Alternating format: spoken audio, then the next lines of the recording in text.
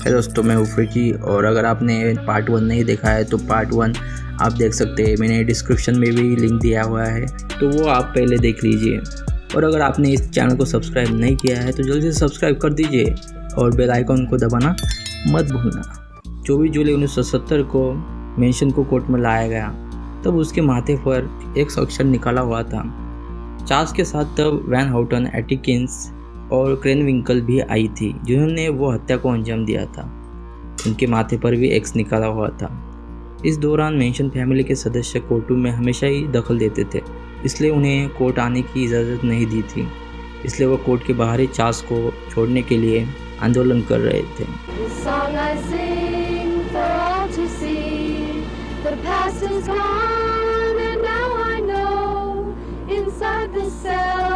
इसके बाद कोर्ट ने बहुत सारे विटनेसेस दिखाए जिन्होंने ये सब क्राइम खुद देखे थे।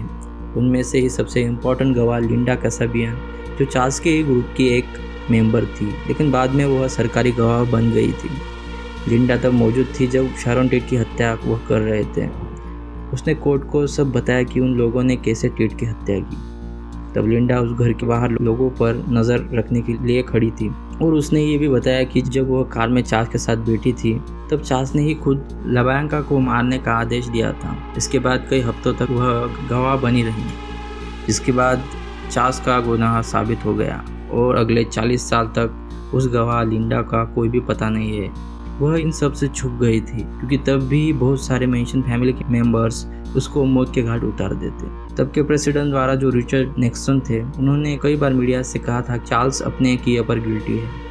तब चार्ल्स कोर्ट में एक न्यूज़पेपर लेकर आया और चार्ल्स के वकील ने बताया कि चार्ल्स ने उतने इंसान नहीं मारे जितने प्रेसिडेंट निक्सन ने की मशीन गन से वियतनाम में लोग मारे गए हैं। जिसके बाद निक्सन ने कहा कि मैं उस चीज़ के लिए काफ़ी गिल्टी फील करता हूँ। 5 अक्टूबर 1970 में चार्ल्स ने जज को जान से मारने की कोशिश की, जिसमें चार्ल्स ने पहले जज को धमकाया और उसने अपने हाथ में छुपाई हुई पेंसिल से जज के टेबल पर छलांग लगा दी। लेकिन बाकी पुलिस कर्मियों ने उसे वक्त रहते ही दबोच लिया। चार्ल्स चिल्ला कर ये बोल रहा था कि क्रिश्चियन इंसाफ के तौर पर तुम्हारा सर काट देना चाहिए। जिसके बाद वह जज काफ़ी डर गया था और उस अटैक के बाद में वह हमेशा से ही अपने साथ गन रखने लगा। 16 नवंबर 1970 को कैलिफोर्निया कोर्ट ने चार्ल्स को और समय दिया जिससे वह अपनी बेगुनाही साबित कर सके। लेकिन चार्ल्स के वकील ने चार्ल्स के कहने पर बताया कि उनके पास कोई ऐसे सबूत या गवाह नहीं है और वो अब केस नहीं लड़ना चाहते। इस फैसले से पूरा कोर्ट हैरान रह गया था। इसके बाद वो 3 लड़कियां जिन्होंने मर्डर को अंजाम दिया था, उन्होंने कोर्ट में काफ़ी हल्ला किया। उनका कहना था कि चार्ल्स ने वो मर्डर नहीं करवाए हैं और इसकी फिर से जाँच की जाए। और फिर चार्ल्स ने भी खुद अनाउंस किया कि वह इसकी जांच चाहता है। इसके बाद कोर्ट ने इजाज़त दे दी। चार्ल्स ने तब कुछ बातें कोर्ट में कही थी। उसने कहा था कि ये बच्चे अपने हाथ में चाकू लेकर आपके सामने आए हैं, वो तुम्हारे ही बच्चे हैं, तुमने उन्हें ये सिखाया है। मैंने तो बस उन्हें खुद का स्टैंड लेना सिखाया है। ज़्यादातर लोग जिसको आप फैमिली कहते या मानते हो, उनमें से बहुत से लोग आपको लाइफ में नहीं चाहिए होते हैं। मुझे पता है दिल से और आत्मा से भी तुम वियतनाम वार के लिए उतने ही जिम्मेदार हो जितना मैं लोगों का कत्ल करने के लिए। मैं किसी को जज नहीं कर रहा हूँ और ना ही किसी के लिए दुर्भावना है, लेकिन अब वक्त आ गया है कि आप अपनी गिरेबान में झांक कर देखें और खुद के ही झूठे वसूलों को पहचानें। मेरे पिता जेल की कस्टडी है, मेरे पिता सिस्टम है। आप लोगों ने ही मुझे ऐसा बनाया है। मैं सिस्टम का ही एक रिफ्लेक्शन हूँ। आप लोग मुझे मारना चाहते हो? हाँ, मैं तो पहले से ही मरा हुआ हूँ। मैंने अपने लाइफ के 23 साल आपकी बनाई हुई 4 दीवारों में बिता दिए हैं। ये सब कहने के बाद जज ने चार्ल्स को जांच करने के लिए आदेश दिए, लेकिन चार्ल्स ने कहा कि ये कोई ज़रूरी नहीं है और चार्ल्स ने उन तीनों लड़कियों से भी कहा कि जांच मत करो, इसकी कोई ज़रूरत नहीं है। 30 नवंबर 1970 को लेसी वैन हाउटन के वकील रोनाल्ड ह्यूजेस कोर्ट में तारीख पर आ नहीं पाए। बाद में पता चला कि उनकी मौत हो गई थी। उनकी बॉडी पूरी तरीके से सड़ चुकी थी और वो किस तरह मारा गया था ये बताना नामुमकिन हो गया था। रोनाल्ड कोर्ट में चार्ल्स के विरुद्ध में था और उसे पक्का यकीन था कि चार्ल्स ने ही लोगों का कत्ल करने का आदेश दिया था। इसलिए कई लोगों का मानना था कि रोनाल्ड का कत्ल भी मेंशन फैमिली ने ही किया था। 25 जनवरी 1971 को चार्ल्स, क्रेनविंकल और एटिंकस ने बताया कि वह 7 लोगों का कत्ल करने के लिए गिल्टी है। कोर्ट ने इन सब बातों को सुनकर यह फैसला किया कि इन चारों को मृत्युदंड ही दिया जाए। जिसके बाद तीनों आरोपी लड़कियां, जिसमें एटिकिंस, वैन हाउटन और क्रेनविंकल थी, उन्होंने कोर्ट में कत्ल की कुछ पिक्चर्स जो उन्होंने कत्ल करते वक्त खींची थी वो दिखाई, जिससे साबित हो कि चार्ल्स उन लोगों का कत्ल करते वक्त वहाँ पे मौजूद नहीं था। ये साबित हो जाए। उन लड़कियों का कहना था कि उन्होंने इसलिए मर्डर किया क्योंकि उनके ग्रुप मैंशन फैमिली का एक सदस्य बॉबी ब्यूसालिली जेल से बाहर आ जाए। बॉबी ने गैरी हिनमैन का कत्ल किया था। उन तीनों लड़कियों ने ये भी बताया कि टेट लिबायन का मर्डर उन्होंने गैरी हिनमैन की मर्डर की जैसा ही कॉपी किया था। उन तीनों ने यह भी कहा कि उन्होंने ये सभी मर्डर आपके सो कॉल्ड सरकारी गवाह लिंडा कसाबियन के डायरेक्शन में किया था। Idea. Yeah. And Linda is a friend of mine, I know that. and she hasn't been able to see anybody for a long time. 4 मार्च 1971 को जब चार्ल्स को सज़ा सुनाई जाने वाली थी तब चार्ल्स ने पूरे बाल काट लिए थे और उसने मीडिया से ये भी कहा था कि मैं शैतान हूँ और शैतान के सर पर बाल नहीं होते हैं। 29 मार्च 1971 को चार्ल्स समेत तीनों लड़कियों को फांसी की सज़ा सुनाई। तब तीनों लड़कियों ने भी अपने बाल काट दिए थे। जब उनको सज़ा सुनाई गई तब एटकिंस ने चिल्लाकर कहा कि तुम अपने घर के दरवाजे बंद कर लो और बस अपने बच्चों का ख्याल रखो। चार्ल्स का ये मुकदमा अमेरिकन हिस्ट्री में सबसे लंबा मुकदमा चला था, जिसमें 9.5 महीने लगे थे। 225 दिनों तक कोर्ट में कार्रवाई चली थी, जिसके मध्य 31,716 पेजेस लिखे गए थे। 22 अप्रैल 1971 में चार्ल्स को 7 मर्डर करने के जुर्म में लॉस एंजलिस काउंटी शहर की जेल में ले जाया गया। जब वो जेल में था तो उस पर और भी मर्डर्स करने के सबूत मिले। उस पर आरोप था कि उसने म्यूजिशियन गैरी हिनमैन का मर्डर किया है और अगस्त 1969 में डोनाल्ड जेरोमी शिया का भी कत्ल करने का उस पर आरोप लगा था। तब चार्ल्स ने हाईकोर्ट से अपील की कि उसे इतनी कठोर से सज़ा ना दी जाए और कोर्ट के फैसले पर फिर विचार किया जाए। सुप्रीम कोर्ट ने इसलिए उसे 7 साल के बाद पेरोल की इजाज़त दे दी। 16 नवंबर 1978 को उसे पेरोल मिला था, लेकिन कोर्ट ने उसकी दया याचिका फिर से नकार दी। 1980 में चार्ल्स ने मेनस्ट्रीम मीडिया को 4 बार इंटरव्यू दिया। ये सभी इंटरव्यूज़ हिंदी में बाद में मैं एक वीडियो में आपको दिखाऊंगा। इन इंटरव्यूज़ की यह खासियत थी कि 1987 में CBS न्यूज़ नाइट वॉच ने चार्ल्स का जो इंटरव्यू लिया उसको नेशनल न्यूज़ एमी अवार्ड दिया गया था।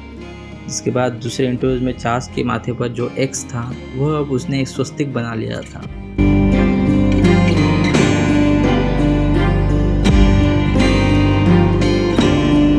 निकोलस क्रेग ने 1999 में चार्ल्स का इंटरव्यू लिया, जिसमें उसने बताया कि चार्ल्स इतना खतरनाक नहीं है, बस वो उसके फ्रस्ट्रेशन को दिखाना चाहता है। 25 सितंबर 1984 में चार्ल्स के ही जेल में एक दूसरे साथी ने उस पर पेंट थिनर फेंक कर आग लगा दी, जिसमें चार्ल्स की बॉडी 20% जल गई थी।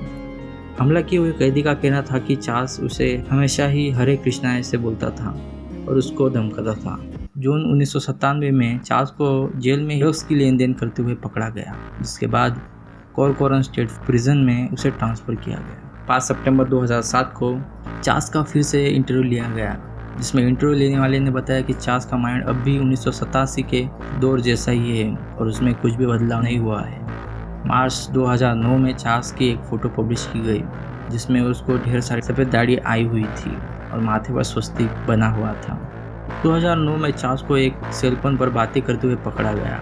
पुलिस का कहना था कि वह कैलिफोर्निया, न्यू जर्सी, फ्लोरिडा और ब्रिटिश कोलंबिया में लोगों से संपर्क कर रहा था, लेकिन बाद में उच्च अधिकारियों ने यह बताया कि चार्ल्स फ़ोन पर बातें किसी क्रिमिनल पर्पज से नहीं करता था। जेल में मैसन ने खुद का एक एल्बम रिकॉर्ड किया था, जिसको हेनरी रोलिंग्स ने प्रोड्यूस किया और हेनरी ने उस एल्बम को कॉम्पिलेशन नाम दिया। इस एल्बम की केवल 5 कॉपियाँ ही बनाई गई, जिसमें 2 कॉपियाँ हेनरी के पास दी गई और 3 कॉपी चार्ल्स के नाम से जेल में ही रखी गई। वह एल्बम फिर कभी रिलीज़ नहीं किया गया। 1 जनवरी 2017 में चार्ल्स की तबीयत अचानक से ख़राब हो गई और वो काफ़ी सीरियस था, इसलिए उसे मर्सी हॉस्पिटल में भर्ती करवाया, जहाँ पर डॉक्टर्स ने कहा कि वह काफ़ी वीक हो गया है, इसलिए उसकी सर्जरी नहीं कर सकते। इसलिए 6 जनवरी को चार्ल्स को वापस जेल में लाया गया। 15 नवंबर को हॉस्पिटल में उसे फिर एडमिट किया गया, जहाँ पर उसको काफ़ी इंटरनल ब्लीडिंग हुई। 19 नवंबर 2017 को चार्ल्स को कार्डियक अरेस्ट का अटैक आया, जिसमें उसकी मौत हो गई। चार्ल्स को तब कोलन कैंसर भी था। चार्ल्स की मृत्यु के बाद उसकी प्रॉपर्टी पर 3 लोगों ने क्लेम किया, जिसमें चार्ल्स का ग्रैंडसन जैसन फ्रीमैन ने उसकी प्रॉपर्टी हड़पनी चाहिए, लेकिन अंत में चार्ल्स की बॉडी और उसकी प्रॉपर्टी मैथ्यू रॉबर्ट्स को दी गई, जो चार्ल्स का ही एक बेटा था। जिसके बाद रॉबर्ट का डीएनए चेक किया गया, लेकिन चार्ल्स से उसका डीएनए मैच नहीं हुआ। इसलिए 12 मार्च 2018 में कैरन काउंटी सुपीरियर कोर्ट ने फ्रीमैन, जो चार्ल्स का पोता था, उसको कोर्ट में सबूत पेश करने के लिए कहा। 7 फरवरी 2020 में फ्रीमैन ने कोर्ट में चार्ल्स की एस्टेट के लिए याचिका दायर की है और इस तरह चार्ल्स का अंत हो गया।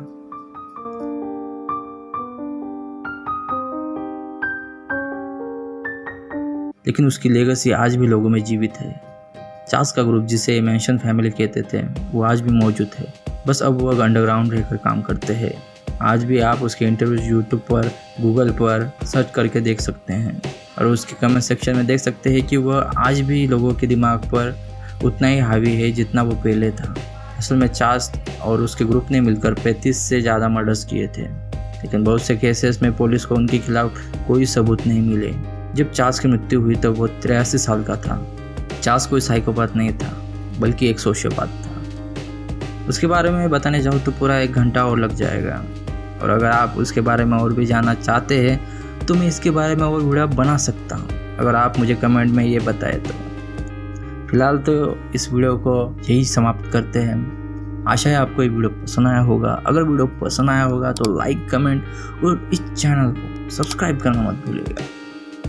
मैं आपसे मिलूँगा अगली बार अगले नए किसी वीडियो के साथ। तब तक के लिए Tell me in a sentence who you are.